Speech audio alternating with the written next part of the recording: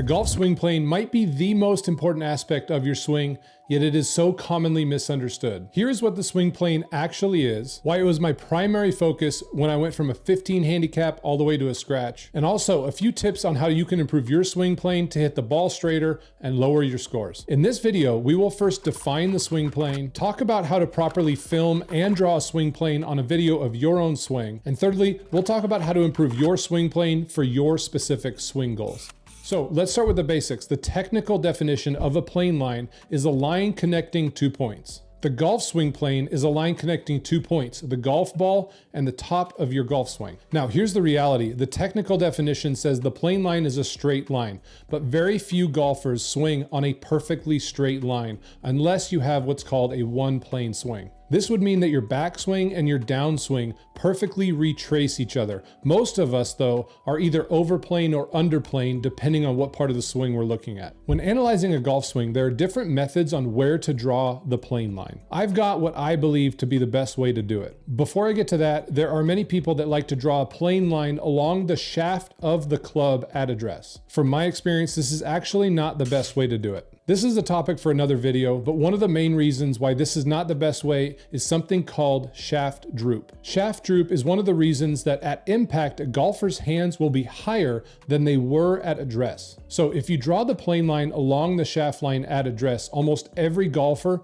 will look over plane, and the goal of drawing a plane line is to find a neutral swing path. Instead, I prefer to draw the plane line from the golf ball through the trail elbow at address. Many people consider Adam Scott as the best swing in golf, and you can see his backswing and downswing almost retrace this line perfectly, the plane line that was drawn through his trail elbow at address. Now, real quick, I went from a 15 handicap to a scratch, all without taking a single golf lesson. I started this YouTube channel to share all the tips, tricks, and secrets that I learned along the way to help you speed up your learning curve as you try to lower your handicap. To analyze your own swing plane, proper camera setup is the most important piece of the entire process. If the camera is too high, too low, too far left or right, it will make it appear that your swing is overplane or underplane when in fact it actually isn't. This is due to the angle and perspective of the camera. For proper camera setup, get your camera at elbow height directly behind you and your elbow,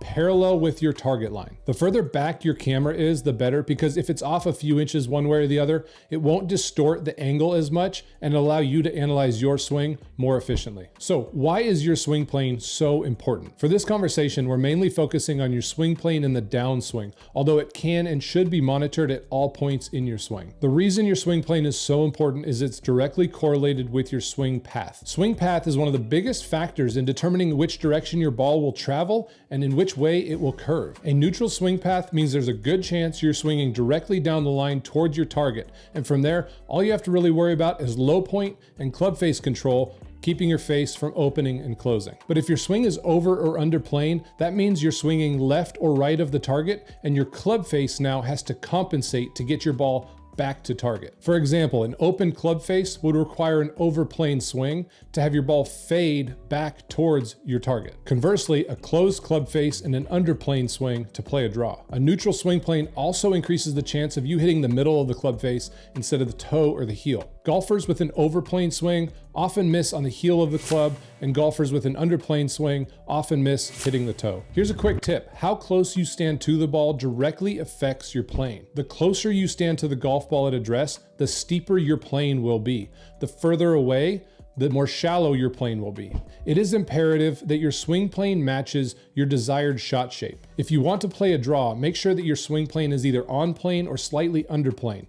If you want to play a fade, conversely, make sure your swing plane is on plane or slightly over plane. One thing though to make sure of is either way, you don't want your swing plane to be too far in one direction or the other. That's when misses become exaggerated, dispersion increases, and your misses start becoming way offline. Improving your swing plane is very individual. It can take a lot of time and practice to find out what swing changes gives you the results you're looking for. One interesting thing is that many golfers' backswing is the opposite plane as their downswing. So this is a scenario where your downswing plane can often be improved by changing changing your backswing. For instance, if you struggle with an overplaying swing, there's a good chance that your backswing is too underplaying. If you alter your backswing to be higher, more on plane, there's a good chance it will improve naturally your downswing plane. A few other ideas. If you struggle with an overplaying downswing, the first thing I would try is more patience at the top. At the transition, try to keep your shoulders closed a little bit longer.